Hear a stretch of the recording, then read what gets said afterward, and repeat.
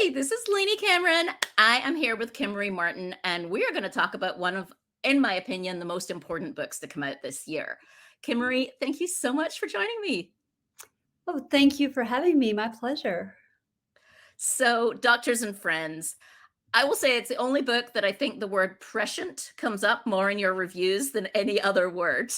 And I think folks who are listening will understand why in a second. But do you want to start by giving people a quick summary of what the book's about? Yeah, so I usually start with saying when the book originated because of the subject matter. So I first had the idea in 2018. I was writing an article about the book I wanted to write next. And then in 2019, I researched, drafted, and sold the novel to my publisher. And the reason that is relevant is because the book is about a group of female physicians, specifically an infectious disease doctor, who are all friends from medical school, and they happen to be traveling abroad during what turns out to be a brand new worldwide viral pandemic. And originally, the publisher was going to pitch the novel as The Hot Zone meets Sophie's Choice. So if you have read either of those 2 books, you are now cringing because you yeah. And I love, like, in all of your books, they're all medical fiction. I love the friendship elements. Like, each of your books has an element of friendship and how friendship pulls the doctors through really challenging situations. And you do like to throw your doctors into incredibly difficult situations. And this one is fascinating because you've got the main character who's kind of working for the CDC, who's a little bit of an, now we can say this and people understand, Anthony Fucci, am I saying his name right? Character, like she's on screen. Thank you. She's on screen talking about the pandemic. But I have so many questions for you because, first off, yeah, this novel is going to tug at the heartstrings. It's an emotional read, right? It would be hard to write a book about the pandemic that isn't. But goodness gracious me, you wrote this book before our current reality and you got pretty much everything right, which just blows my mind. So, did any of it change? Like, I know you do amazing research, right? You're a doctor yourself. I know you research these things, but, like, did any of it have to change either because it was, like, a little too hard or a little too much or a little just once you were in a real pandemic, did you have to go back and change any of it at all? Oh, yeah, yeah. So I started by researching, and I read a number of, nonfiction books about various plagues and viral pandemics, and I read a ton of journal articles. I interviewed more than 40 infectious disease doctors, virologists, epidemiologists, and ER doctors. Um, and around very, very early 2020, when I was on my book tour for The Antidote for Everything, I was telling audiences about this book, um, and had a rough first draft done. But we did extensively revise after COVID. My editor wasn't sure whether the publishing house would even publish the book once we finally realized that COVID was going to be a global pandemic and not some easily controlled regional outbreak. So they ultimately came back to me and said, "We will publish it, but we'd like you to rewrite the novel so that you're not entirely focused on this infectious disease doctor, who, by the way, has access to 1 dose of an experimental antiviral medication when both of her children are deathly sick." And I can talk about that in a minute because there's actually a real world inspiration for that plot line, as implausible as it sounds.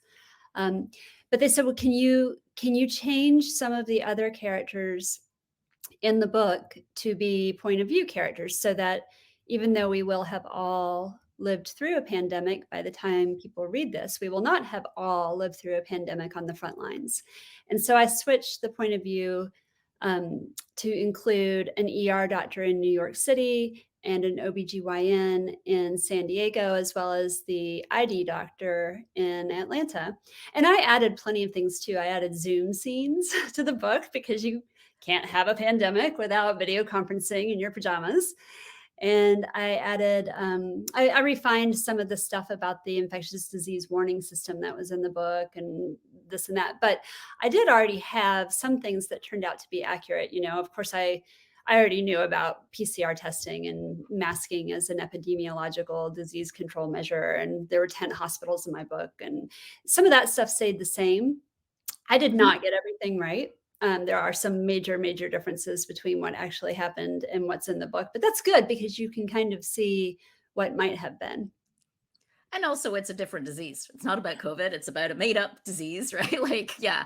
Right. So Um, I crowdsourced ID doctors and said, tell me the worst characteristics of a virus you can think of. And I sort of combined the hemorrhagic nature of Ebola with the pulmonary devastation of certain forms of influenza and the contagiousness of measles. So the people in my fictional book had a much more lethal outbreak to contend with than we did in real life, which influenced their response to it, of course. and did you change the ending? I'm actually fascinated on this question because the ending's hopeful. Like I would say, even if folks are a little hesitant to read this book, because yeah, we're all still living in this world, the ending is hopeful. Like this book left me feeling hopeful. Did you change the ending Yeah. from the original? Yes. So actually, and that actually happened before COVID. So my original draft of the ending had a very different outcome. And even before COVID, when my editor read that, she was like, huh. She said, "You're writing about a pandemic. I think the way that you need to end this book is on a note of optimism and hope." And in retrospect, she's completely right, even if that isn't the most medically plausible ending. I'm not going to say exactly how it ends, Yeah, but exactly. Don't give away the ending. No spoilers. there is optimism in the ending. Exactly. And It's hopeful. That's why I said it that way. I'm not never going to spoil a book on this yeah, podcast, not deliberately at least. But and we'll yeah, and I probably do wondered follow-up. because Yeah, it would be very easy, right, to read a book to write a book about a global pandemic that ends the opposite way, right? With like yeah. I don't want to say everybody dies, but very Shakespearean, Hamlet ending is very feasible. And Mhm. I liked that you chose to leave hope at the end. I thought that was very We'll clever. say not everyone dies. Not That's what everyone dies. No, there you go. That's not giving anything away. There's people alive at the end of the book. No, yeah. it's a beautifully hopeful book. And okay, so here's a real life question for you because I have watched some of the posts that you have shared publicly on Facebook because you are a doctor and you've been for me a spark of light during the pandemic. So as someone who is so savvy about this topic, when did you know that COVID-19 was going to turn out to be not just a small thing that stayed in China or stayed in one region, but a global thing that was going to affect us all? Like, did you see it faster than the rest of us? No. I mean, I was paying attention perhaps faster because, first of all, I was on a book tour, and second, I subscribed to a real life infectious disease monitoring service, which I kind of used in the book when I was writing it. So I knew that it existed. I did not, of course, realize the extent to which it would impact society. And I certainly did not anticipate the, very broad governmental and societal um, split that would occur over what response we should take. I just didn't see that coming at all. I did not see the, alternate reality thing happening, or that, I didn't foresee the amount of disinformation and misinformation and confusion. And so a lot of my posts about it were intended to say, look, this is evolving information. We never know some of these things in the beginning of any outbreak, what fatality rates will be, whether it's a case fatality rate or index or whatever. We learn as we go, and particularly with something this different from what we've seen in the past. But even so, it was so startling to see our society fracture so much over this. We could have handled it in so much of a better way and been in a better place now. And it's not the same, I'll just say, outside of the US as it is in the US. So as a nomad, I've kind of, even during pandemic, I've been in both locations. Right now I'm in California at my mom's place, but I've spent a lot of time over the pandemic in Mexico. And the mask thing is not the same conversation in other countries. It's actually very different. In Mexico, there was just this sense at the beginning of like, grandma's in danger. We're all going to wear masks to make sure grandma's okay. And grandma wasn't my grandma or your grandma. It was everybody's grandma. It was the concept that you couldn't put someone's abuela in danger. And so it was very interesting. It was just very different how people approached it. It was a much more communal, like it's not about me, it's about the greater good and making sure we all end up okay. And so it has been fascinating for me to be on both sides of that and see how much it differs from country to country. Yeah, I So didn't foresee it being that politicized, but in the book, it's not. And the people in the book have one big advantage over us in real life. Well, they have two. One advantage I gave them deliberately was the president of the United States is this young, very scientifically literate woman, Yes, based I on a love real that character. life. And then the other advantage they have is, they do have, and this is obviously, of course, really a disadvantage, but their virus is a lot more lethal. And so when you feel that your life is threatened, of course, you're much more willing to take preventative measures to slow the spread of disease. Whereas in Right. real life, a lot of people feel as if COVID isn't dangerous to them personally. And so they are less likely to embrace restrictive measures to slow this disease spread. So there's a big difference there. And you said the president character is inspired by a real life person? Is that what I heard you say? Well, I named her after a real life person I wanted to honor. Yes. There is a PhD immunologist who was at the NIH within the Division of Allergic and Infectious Diseases named Kizzy Corbett, Dr. Corbett, who actually is one of the people who was instrumental in coming up with the mRNA vaccines. And she was working on mRNA vaccines against coronaviruses well before COVID. As more people know now, this is not something that just sprung up in response to COVID. It was actually in development for a long time. So I was able to contact her and say, hey, can I name a character after you? And she said, yes.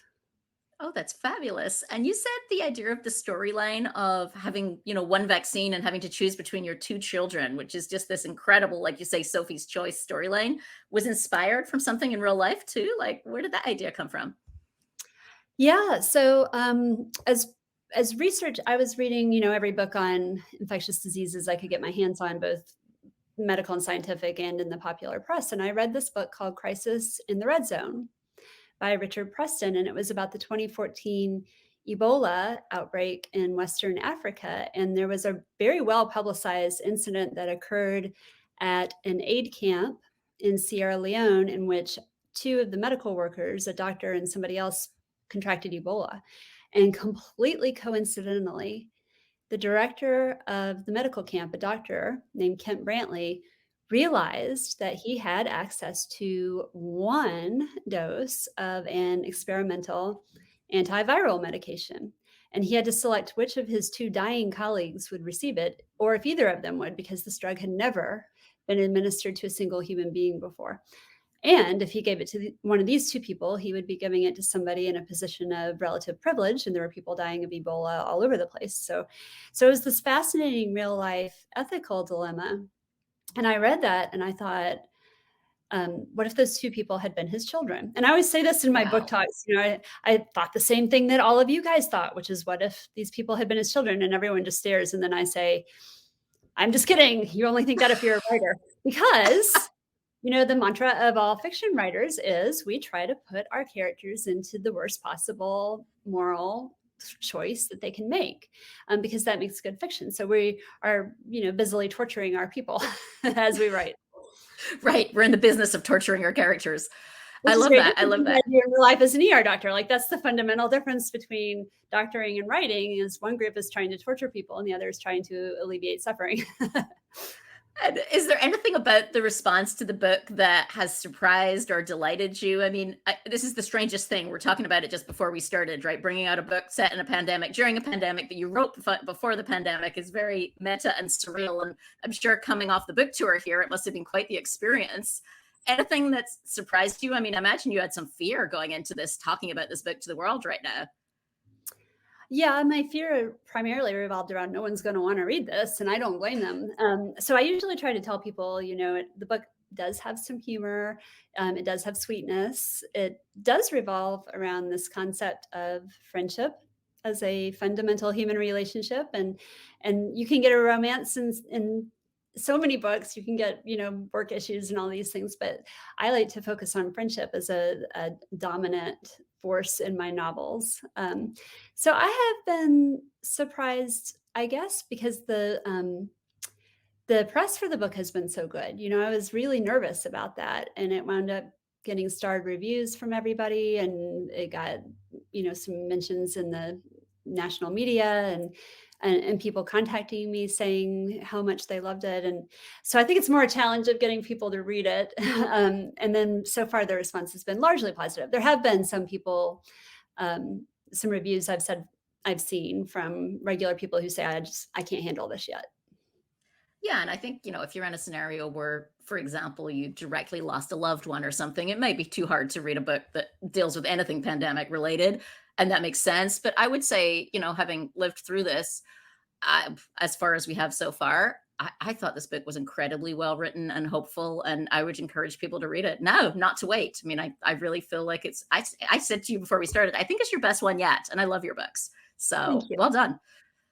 Thank you. So talking of which, this is a published novel number 3 for you, Kimmery. Did I get that right?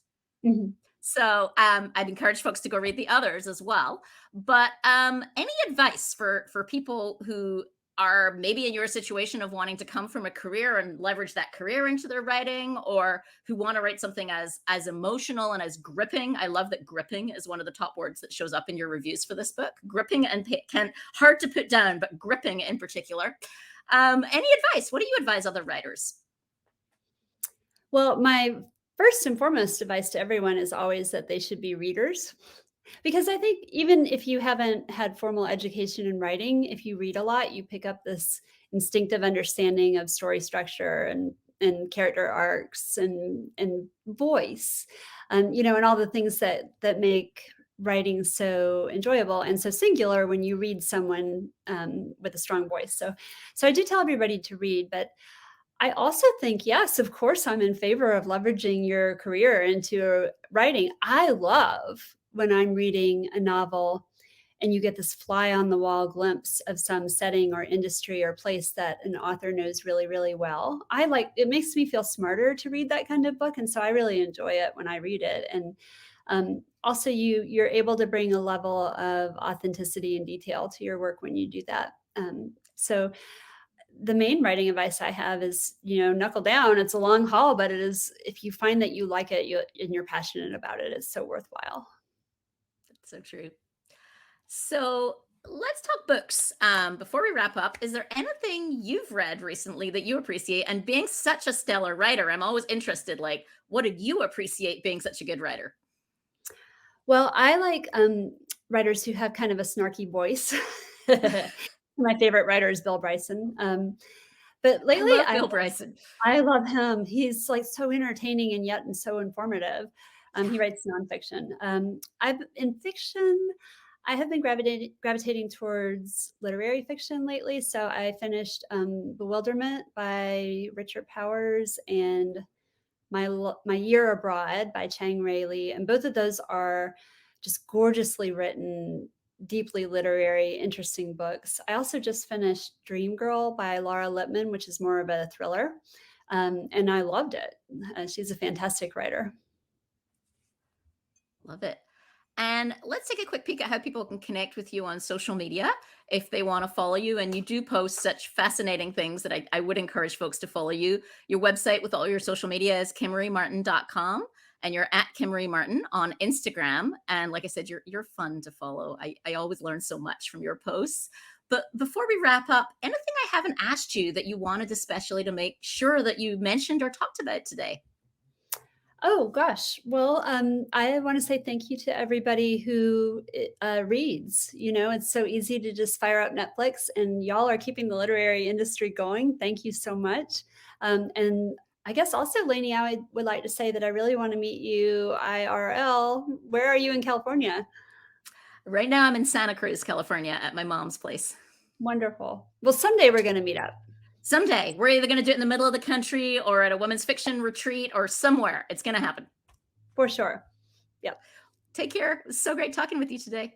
You too, Lainey. Thank you. Bye bye.